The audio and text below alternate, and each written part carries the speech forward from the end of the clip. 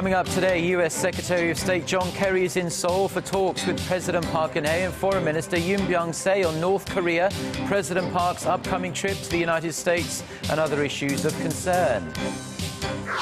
Some of Korea's top political leaders joined citizens in remembering the anniversary of the deadly May 18th Democratic Uprising that took place in the southwestern city of Gwangju.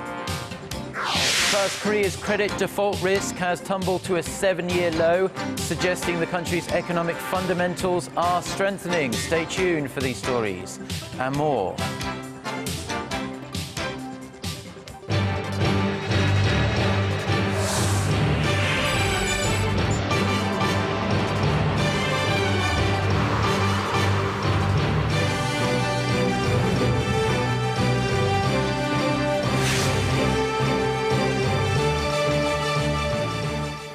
Hello, it's noon on Monday, the 18th of May. You're tuned into our midday newscast here on Arirang TV. Thanks, as always, for joining us. I'm Mark Broome.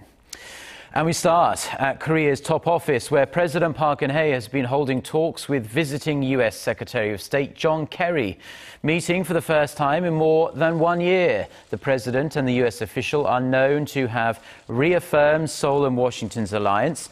They are likely to have discussed the security situation surrounding the Korean peninsula, especially after North Korea's recent test launch of a ballistic missile from a submarine.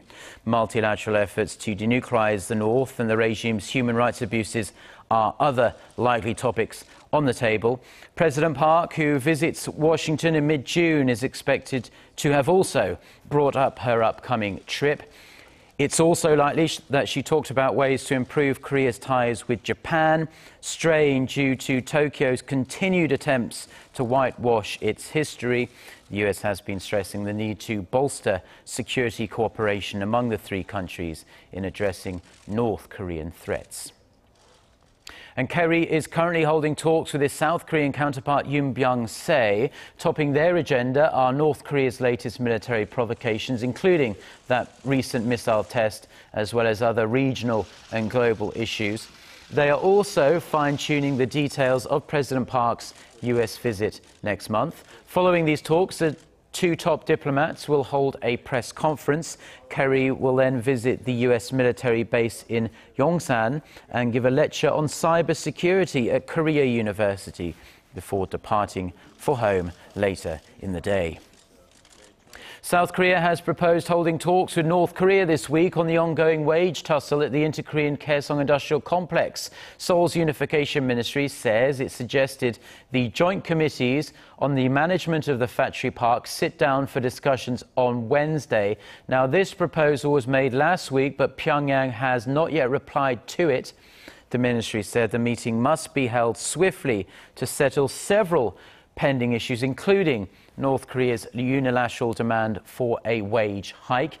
In February, Pyongyang demanded a 5% pay raise for its workers, but Seoul says such decisions must be reached through dialogue. Today marks the 35th anniversary of the May 18th Democratic Uprising that took place in Korea's southwestern city of Gwangju in 1980. To celebrate the spirit of the symbolic democracy movement, around 2,000 people, including Deputy Prime Minister Choi Kyung-hwan and both party leaders, the two main rival parties, Kim Moo-sung and Moon Jae-in, as well as ordinary citizens and relatives of the victims, attended a memorial service that you're seeing right now. This took place in the city on Monday morning. More than 200 people were killed or went missing, and thousands were wounded during a bloody crackdown by government troops to quell the uprising against the Geun-hye regime. The Korean government designated May 18th as an official Memorial Day in 1997. And Korea's rival parties are due to meet this afternoon to fix schedules and discuss unfinished business that has to be finished and finalized during May's extra-parliamentary session.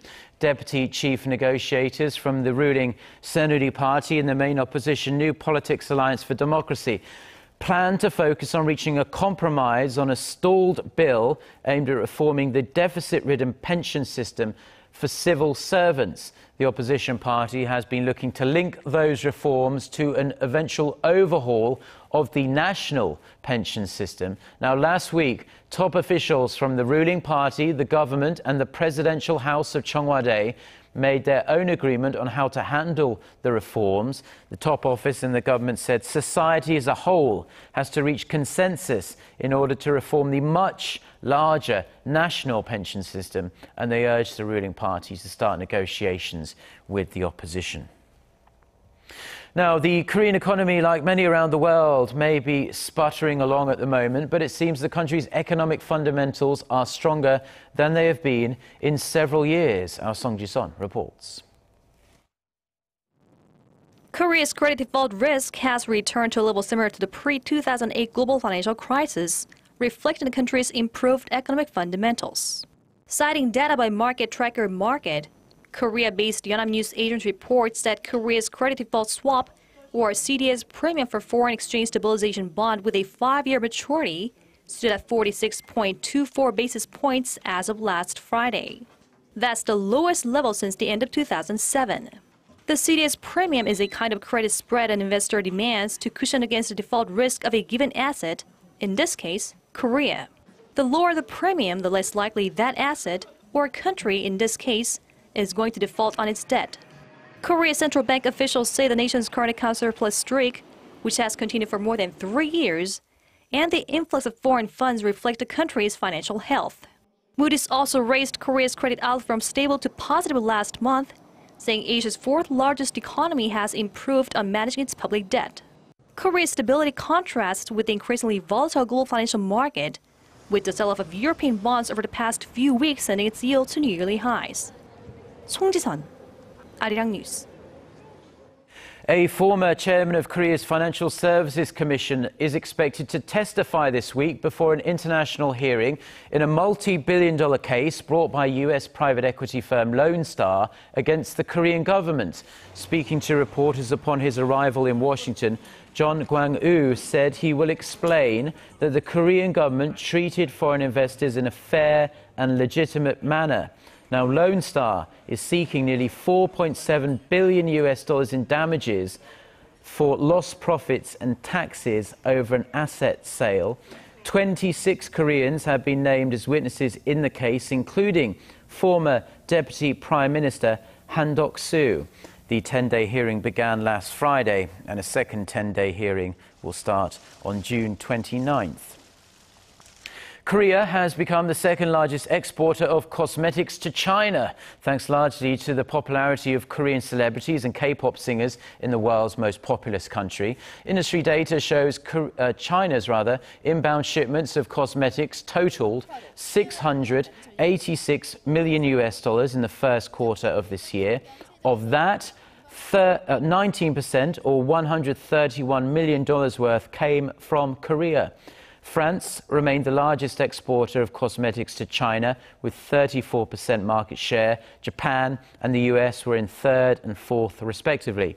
Korean cosmetics exports to China are surging as well, up almost 240% from the same period last year. Compare that to French exports, which only rose 10%, and those of Japan up less than 40%.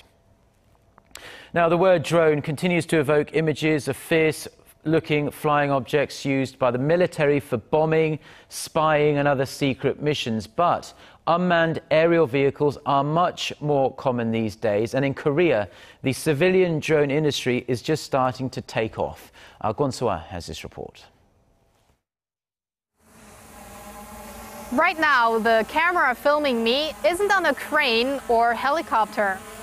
It's on an unmanned aerial vehicle, or drone.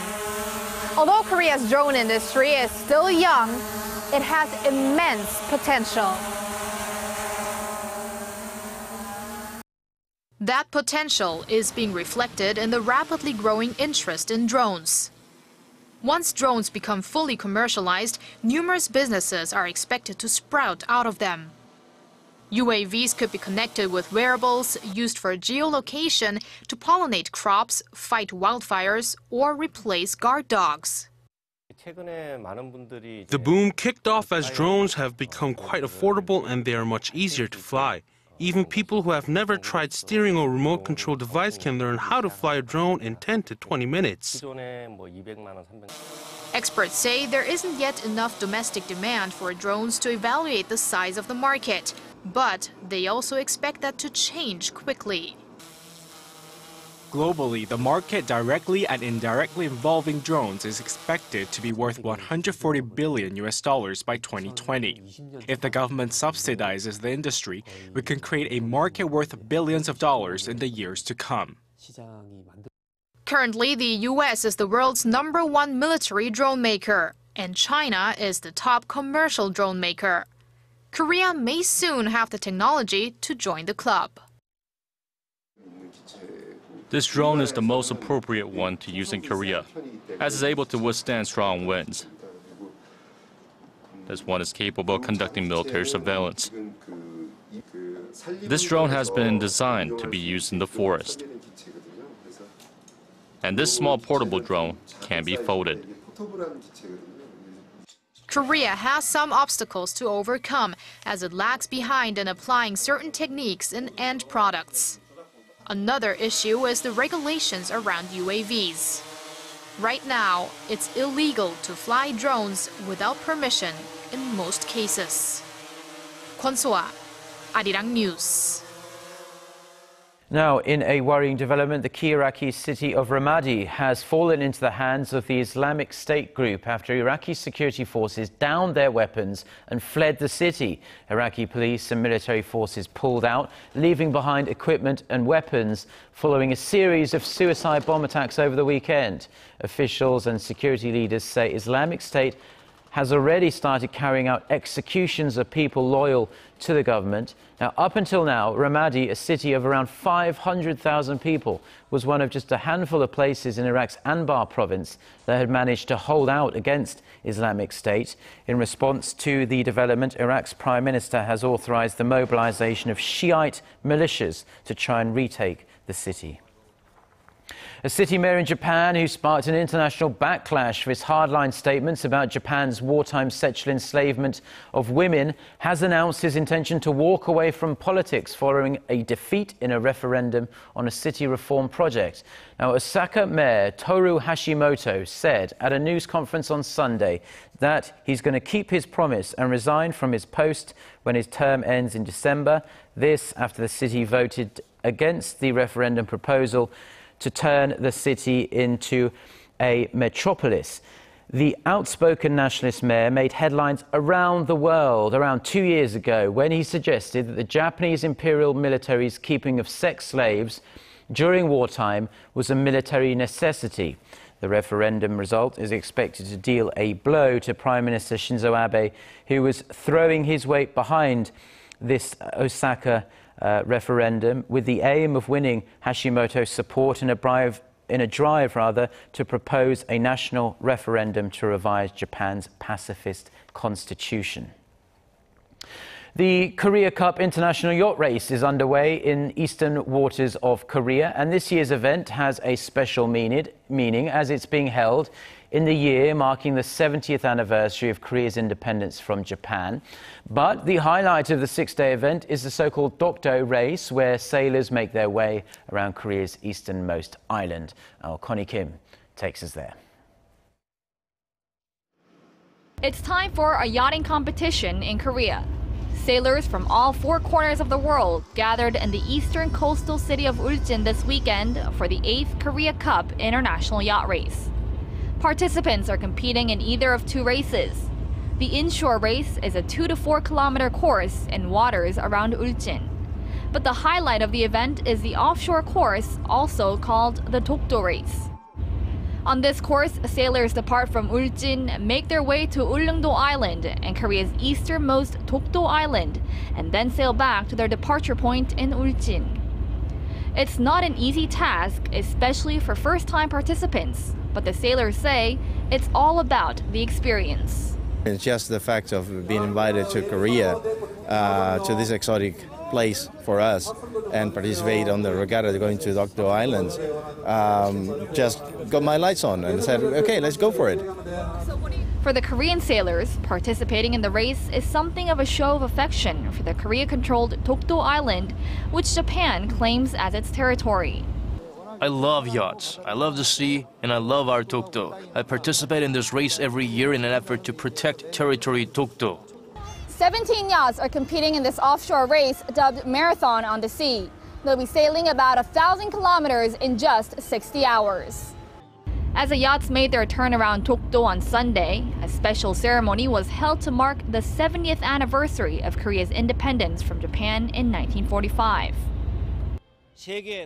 Our aim is to promote Dokdo is our territory and let the world know about the beauty of the island through this sailing competition. As long as Japan's claims to Dokdo continue, Korea's efforts to promote it as its own territory through this event will continue. Connie Kim, Arirang News, Ulleung.